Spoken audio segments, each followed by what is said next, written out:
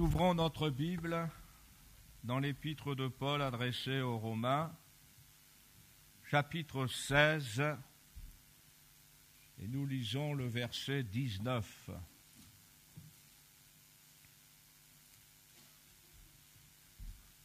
L'épître de Paul adressée aux Romains, chapitre 16, verset 19. Pour vous, je me réjouis donc à votre sujet.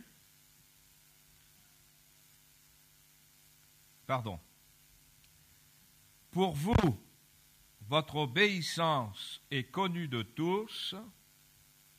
Je me réjouis donc à votre sujet, et je désire que vous soyez sages en ce qui concerne le bien et purs en ce qui concerne le mal.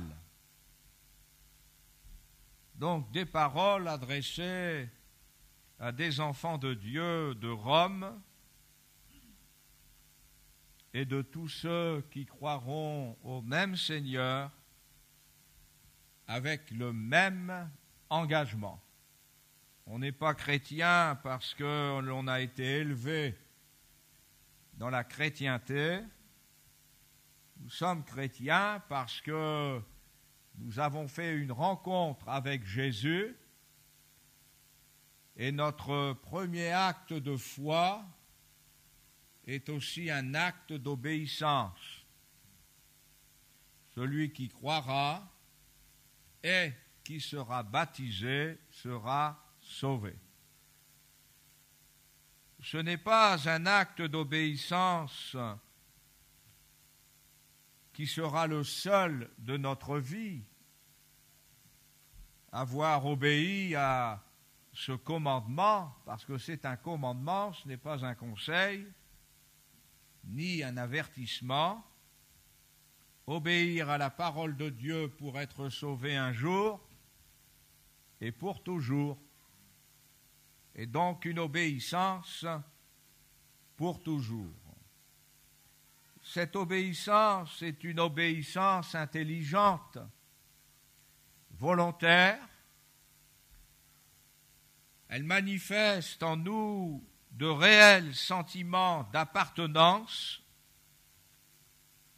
Elle nous apprend à être sages en ce qui concerne le bien et purs en ce qui concerne le mal.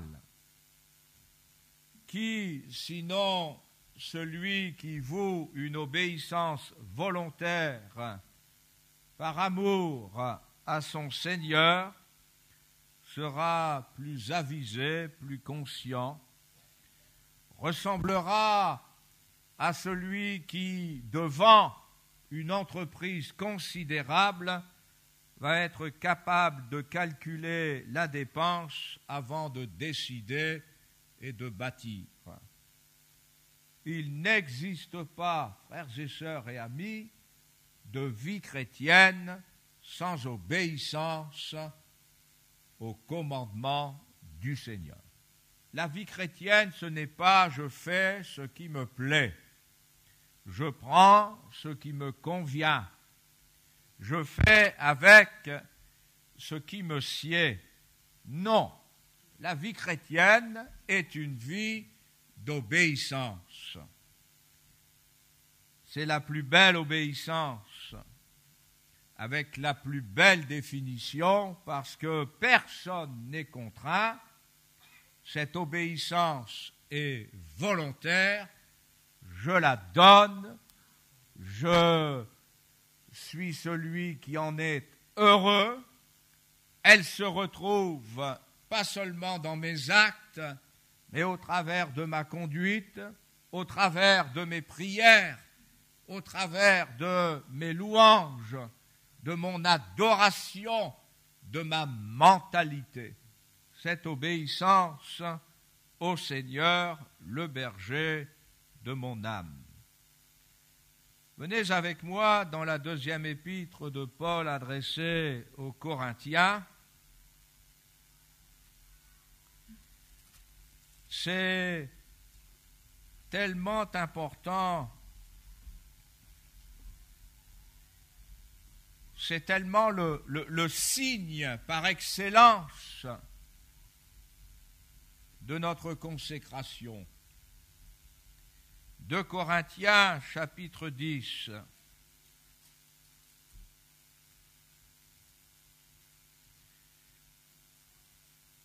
Verset 3, si nous marchons dans la chair, donc là c'est le sens d'être dans un corps humain, nous ne combattons pas selon la chair. Et là, ce sont les dispositions charnelles dans le corps humain. Car les armes avec lesquelles nous combattons ne sont pas charnelles, mais elles sont puissantes par la vertu de Dieu pour renverser des forteresses. Nous renversons les raisonnements et toute hauteur qui s'élève contre la connaissance de Dieu, et nous amenons toute pensée captive à l'obéissance de Christ. Nous sommes prêts aussi à punir toute désobéissance lorsque votre obéissance sera complète. À la lecture de ces paroles, nous pouvons facilement comprendre, et ça ne veut pas dire que nous l'acceptons, mais nous pouvons facilement comprendre que ceux qui marchent dans leur corps de chair avec la mentalité de la chair ou d'une manière charnelle trouvent ces paroles dures, trouvent ces paroles extrêmement, je dirais, et ce n'est pas un jeu de mots, je le fais exprès, extrêmement dur, exagéré.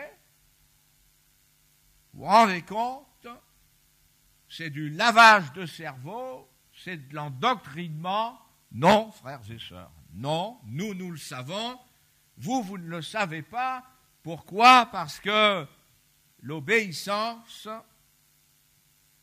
que nous donnons au Seigneur, c'est la manifestation de notre bonheur et c'est la véritable connaissance de Dieu. Ces paroles d'obéissance sont des paroles qui nous donnent la véritable puissance. C'est extraordinaire, un être humain qui obéit volontairement et qui devient capable d'accepter d'être puni, c'est-à-dire d'être repris, d'en subir les conséquences de la désobéissance. Et pour lui, c'est salutaire. Parce que nous aimons servir notre Seigneur.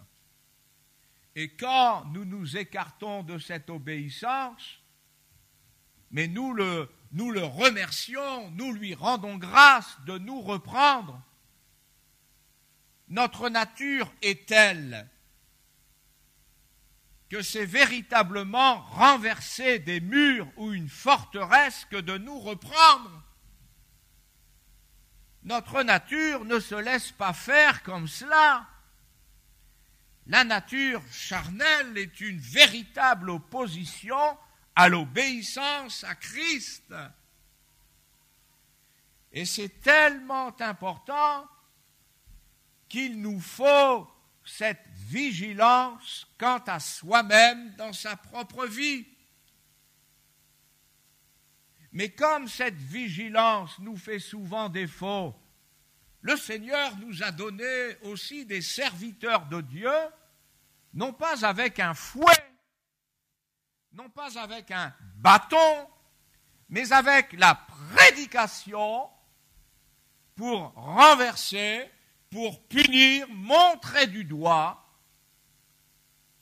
dénoncer, même par le discernement, cette obéissance qui peut exister dans le cœur. Il nous faut être, vous et moi, frères et sœurs, vigilants, sévères à l'égard de la désobéissance.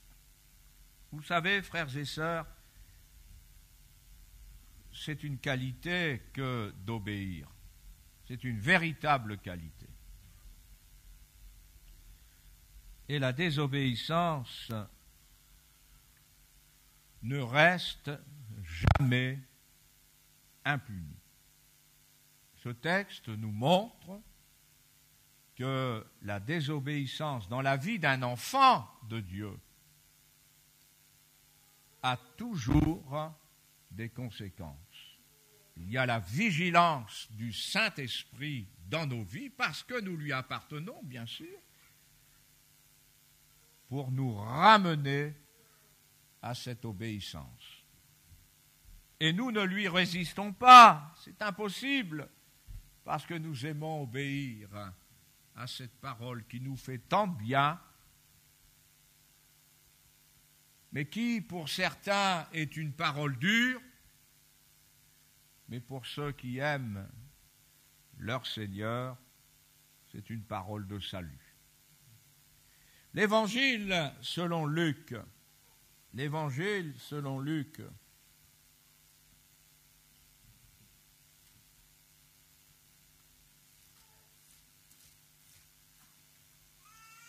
chapitre 17,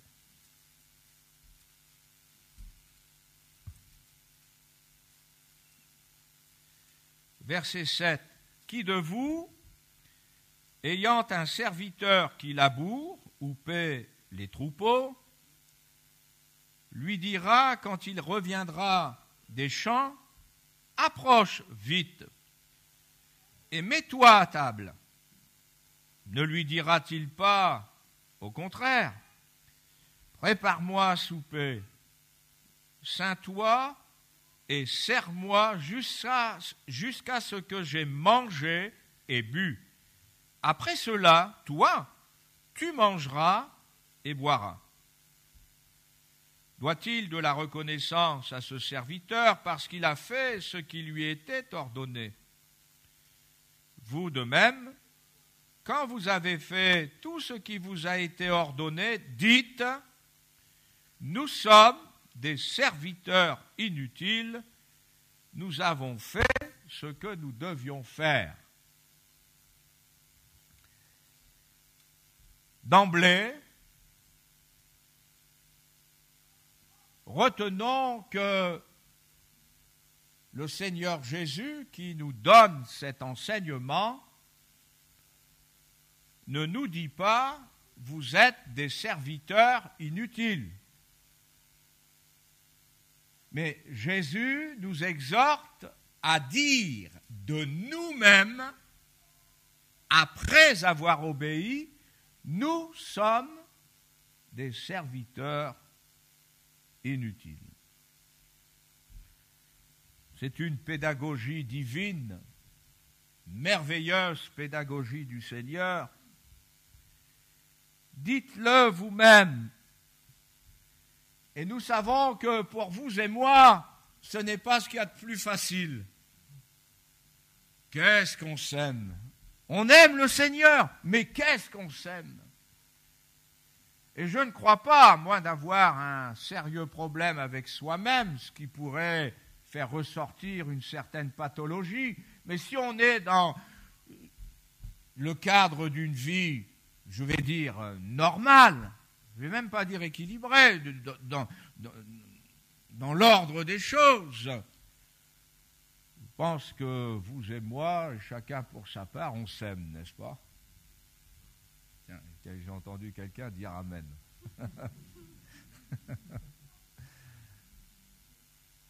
On ne se fait pas de mal, n'est-ce pas?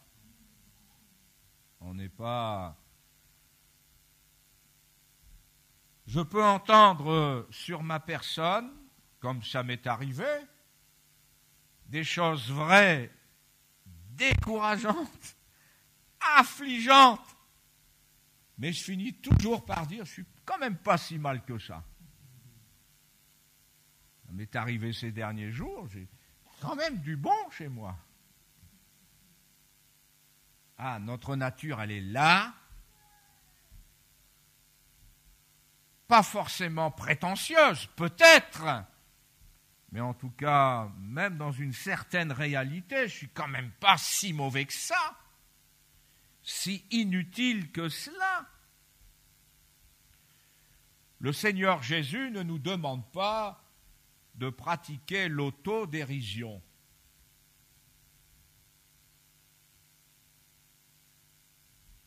Je dis toujours, pas souvent, mais toujours à ceux qui travaillent avec moi, qui sont si proches, ne vous prenez pas au sérieux. Prenez la parole de Dieu au sérieux,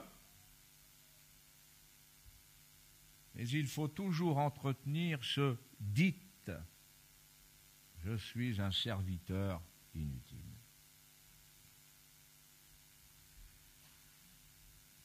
Nous savons que la moindre flatterie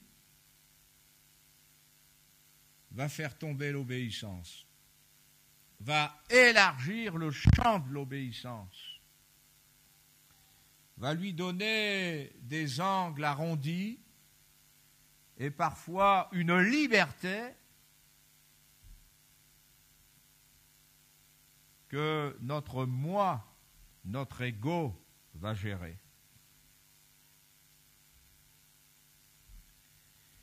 La parole de Dieu nous encourage quand même à être conscients, parce que c'est une parole, là je le dis, d'équilibre, à être vraiment de ceux qui sont conscients de ce qu'ils peuvent être pour le Seigneur, avec leurs qualités et leurs défauts. Dans Romains chapitre 12 et au verset 3, avant cela, l'apôtre Paul qui s'adresse à ces Romains qui ont eu le témoignage, nous l'avons lu en première lecture, d'une vraie obéissance. Pour vous, votre obéissance est connue de tous.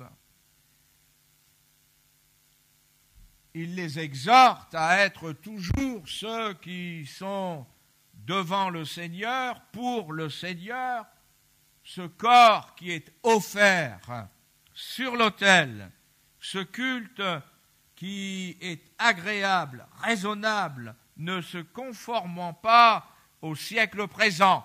Et puis, au verset 3 de ce chapitre 12, il dit, se prenant, par exemple, comme exemple, par la grâce qui m'a été donnée, je dis à chacun de vous de n'avoir pas de lui-même une trop haute opinion, mais de revêtir des sentiments modestes selon la mesure de foi que Dieu a départie à chacun.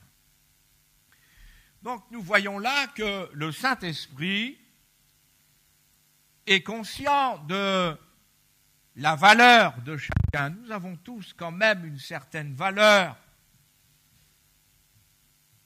au travers de notre obéissance.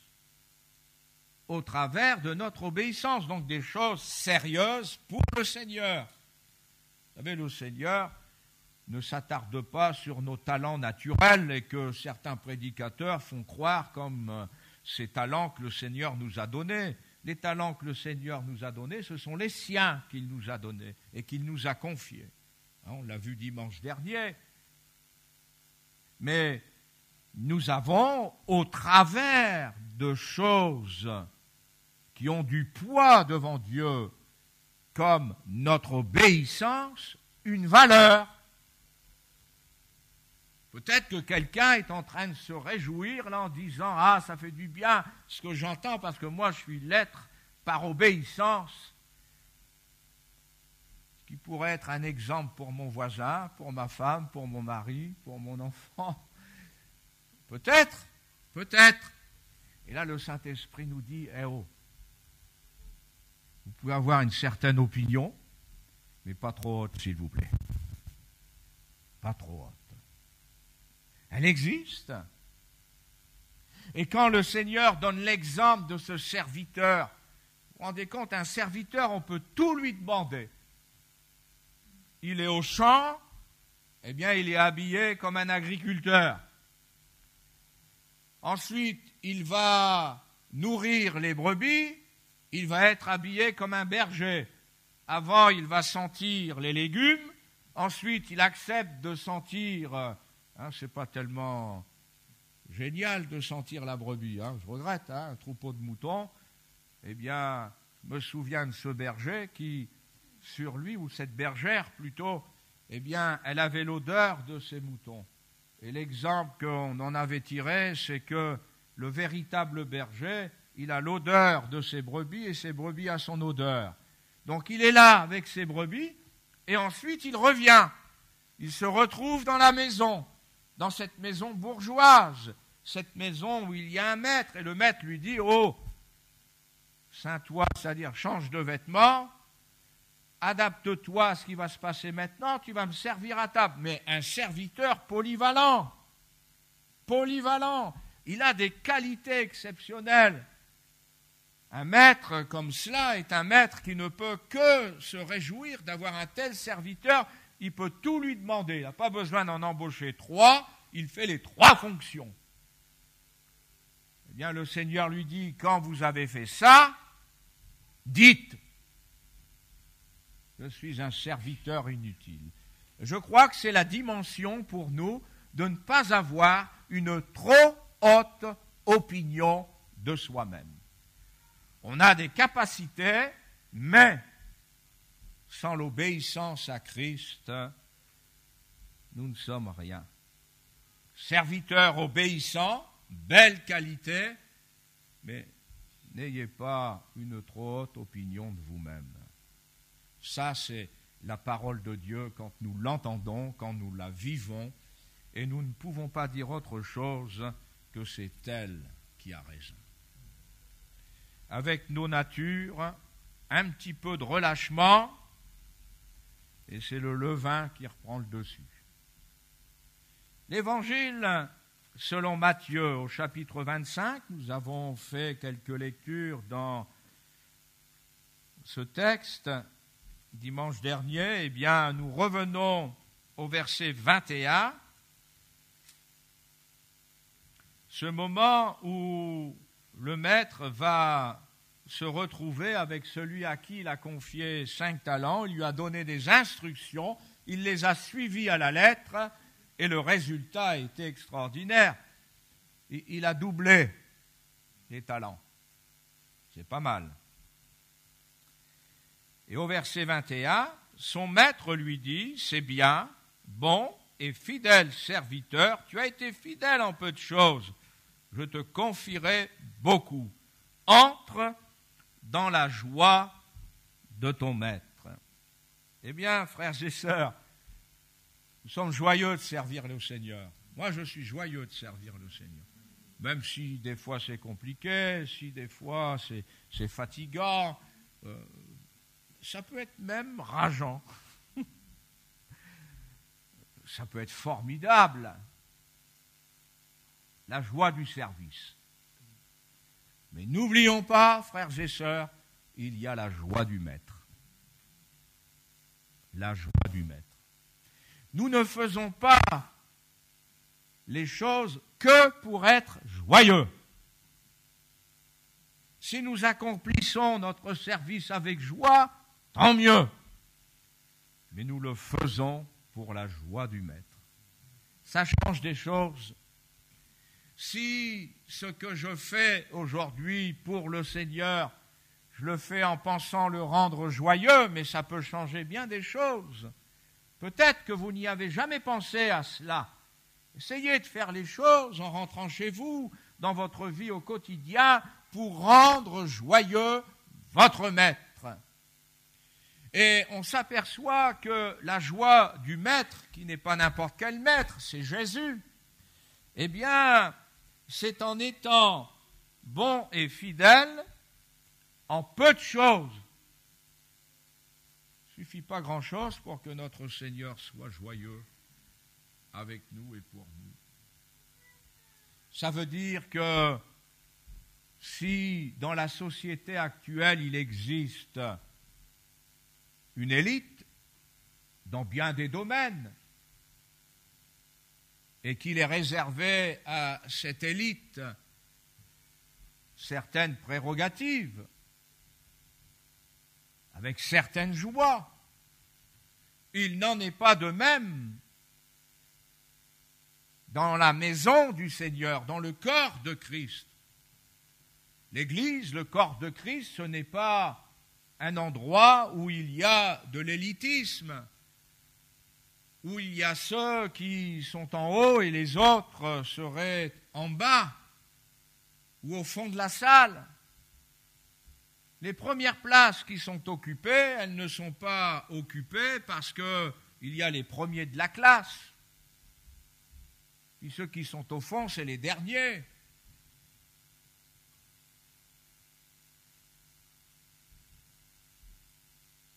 Dans la maison du Seigneur, il y a ceux qui sont devant parce qu'ils ne veulent rien perdre. Ils connaissent l'obéissance. Et ceux qui sont derrière, c'est la même chose. Il y a cette obéissance au Seigneur, et ce n'est pas quelque chose d'insurmontable. C'est peu de choses en réalité. Parce que nous ne sommes pas dans le registre, ce qui est impossible aux hommes est possible à Dieu.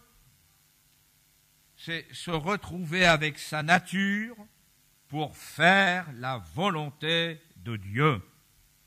Lorsque Jésus est intervenu dans la vie de ses disciples, de ses serviteurs, tout au long de la Bible, mais combien de fois, sous la loi, le Seigneur Jésus est apparu sous la forme de l'ange de l'Éternel ou du Fils de l'homme pour dire à ce serviteur qui était au bout du rouleau, ce serviteur qui était resté tout seul, tous les autres l'avaient abandonné, ou ce serviteur qui n'arrivait pas à comprendre, qui était prostré, qui jeûnait, qui priait. Combien de fois Jésus a dit « Courage, courage !»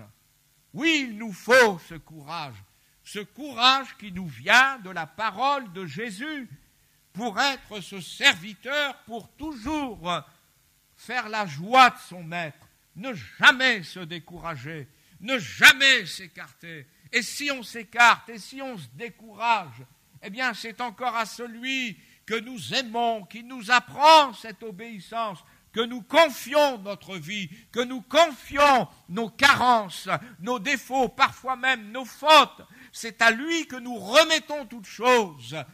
C'est lui que nous voulons rendre joyeux et c'est lui qui nous fera retrouver la joie de notre service. Il est à notre portée, ce maître. C'est un maître extraordinaire. Le psaume 119, nous avons la mentalité exprimée dans ce psaume de celui qui aime son maître pour lui obéir. Tout ce psaume, c'est un psaume dédié à la parole de Dieu que nous connaissons pour obéir en découvrant sa puissance, sa majesté, sa grandeur. Elle fait de nous ceux qui ont l'âme brisée par le désir d'entendre ses ordonnances, ses statuts pour les mettre en pratique dans nos vies, de telle sorte que même ce psalmiste obéissant qui représente le reflet de toutes ces âmes qui sont attachées à cette parole pour entrer dans la joie du maître, on arrive à dire « Je hais les hommes indécis, ceux qui ne savent pas obéir, qui ne veulent pas obéir, qui ne cherchent pas à obéir, qui ne savent pas ce que c'est qu'une obéissance avec la puissance de la foi, la puissance de Dieu qui nous transporte sur des hauteurs extraordinaires. » Eh bien, ce psalmiste dit ceci au verset 9. « Comment le jeune homme rendra-t-il pur son sentier en se dirigeant d'après ta parole ? Je te cherche de tout mon cœur. ne me laisse pas m'égarer loin de tes commandements. Ne me laisse pas m'éloigner de ces commandements, m'écarter de ces commandements à cause de la désobéissance. Les commandements, c'est clair, ce mot n'a pas besoin même d'être traduit dans son sens littéral. À lui-même, il définit un ordre, des ordres, des directives. Si tu veux que ça marche, tu dois faire comme cela, et pas à ta manière, pas autrement, pas en déviant, pas en trichant.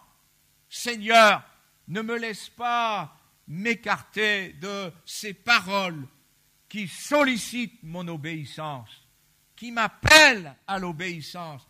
Je veux me diriger d'après tes commandements et ne me laisse pas être entraîné par la désobéissance.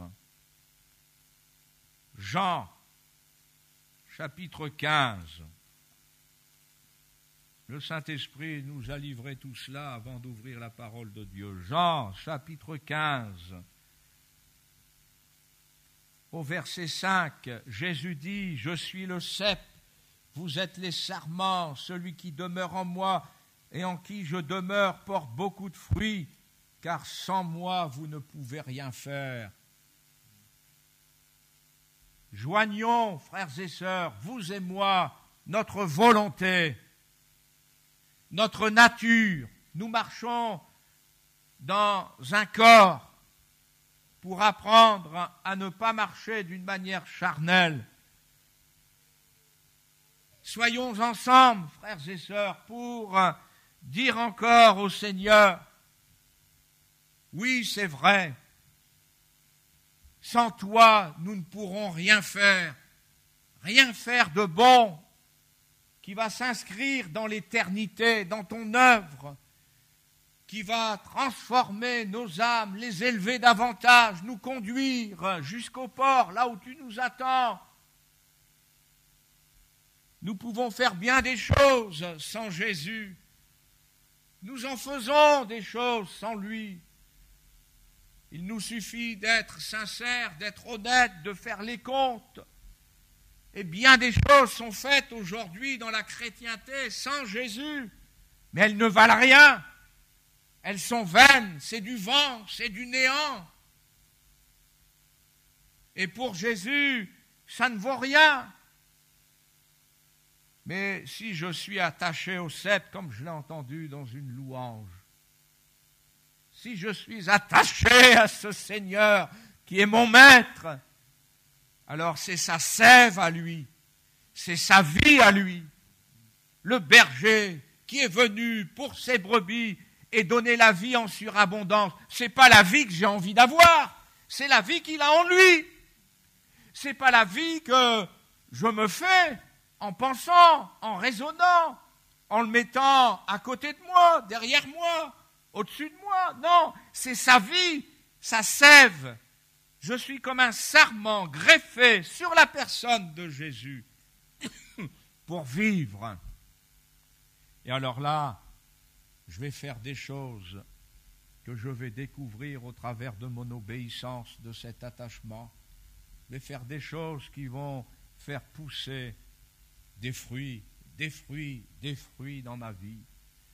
Et je ne pourrai plus jamais dire, quant à ma vie, je ne pourrai plus jamais dire, mais je n'ai pas de fruits, je ne sers à rien, je chante, je loue, ou je ne fais plus rien de tout cela, où je me suis éloigné. Et le constat de ma vie, c'est comme un constat d'échec. Je suis un chrétien, mais je ne porte que le nom. Je suis un chrétien, mais tout ce que je lis dans la Bible, j'ai l'impression que ça n'a pas été écrit pour moi, j'ai été oublié. Mais non. Mais il faut pour cela s'attacher au cep, que cette sève qu'il y a dans l'être suprême, dans l'être divin, soit aussi pour moi une source de vie, une source dans mon obéissance pour m'élever, pour grandir. Une dernière lecture avec vous 1 Corinthiens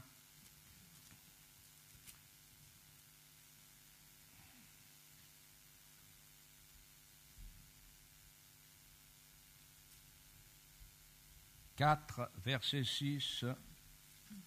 C'est à cause de vous, frères, que j'ai fait de ces choses une application à ma personne et à celle d'Apollos, donc 2 serviteurs de Dieu, afin que vous appreniez en nos personnes à ne pas aller au-delà de ce qui est écrit, une obéissance qui ne va pas au-delà de ce qui est écrit, c'est cette obéissance qui s'inscrit avec ce cadre, sage en ce qui concerne le bien et pur en ce qui concerne le mal.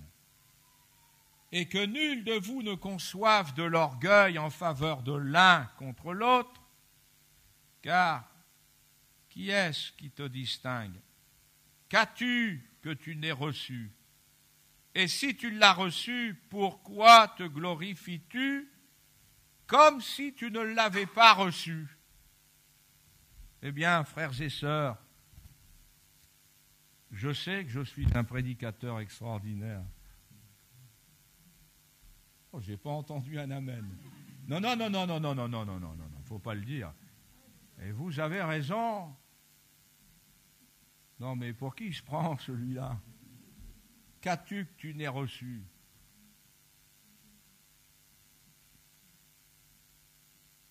Mes frères et sœurs, quand nous vivons dans l'obéissance, nous pouvons faire du bien à l'un et à l'autre, c'est formidable. Mais qu'as-tu que tu n'aies reçu?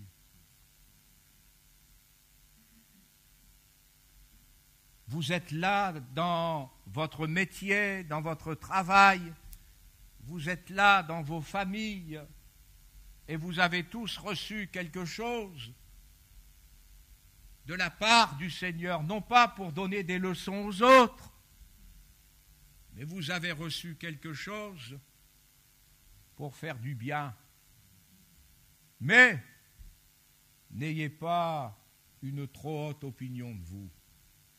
N'allez pas au-delà de ce qui est écrit, ne dites pas non plus « je suis un bon à rien ». Non mais un chrétien qui dans la vie de tous les jours va dire « je suis un bon à rien ». Non mais c'est qui votre Seigneur? Moi mon Seigneur, il est victorieux. Il a vaincu la mort. Et c'est pas possible que je sois bon à rien si j'ai un Seigneur pareil. Alors, je ne vais pas dire au monde, je ne vais pas dire à ceux qui ne connaissent pas Jésus, je suis bon à rien. Je suis quand même bon à quelque chose.